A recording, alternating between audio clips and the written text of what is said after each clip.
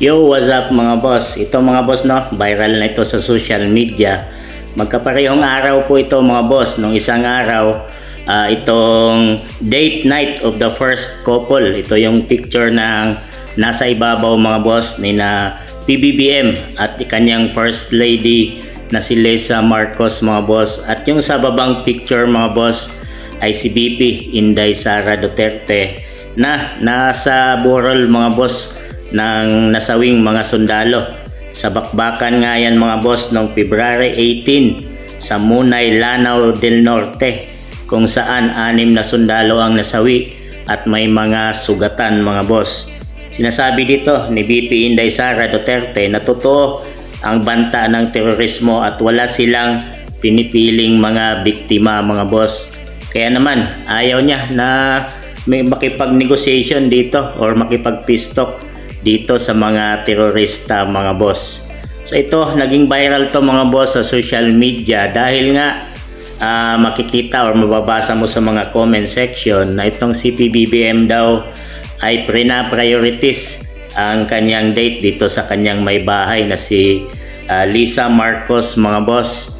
At si BP Inday ay andun mga boss, talagang nakikiramay sa mga sundalong nasawi at sundalong sugatan dahil bumisita nga. Katapos nga niyan mga boss ay bumisita si BP Inday Sara doon nga sa Adventist Medical Center sa Iligan City, kung saan nandun yung mga sugatang sundalo mga boss at kinumusta niya at stable naman ito ayon sa doktor mga boss. At yung iba nga doon ay walang mga bantay dahil nasa malayo ang kanilang may bahay mga boss.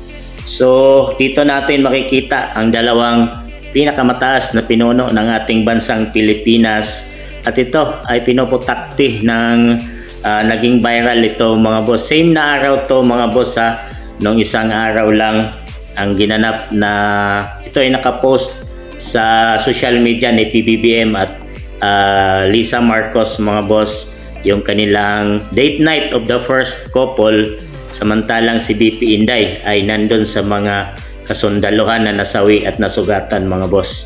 So ito yung aking reaction dyan mga boss.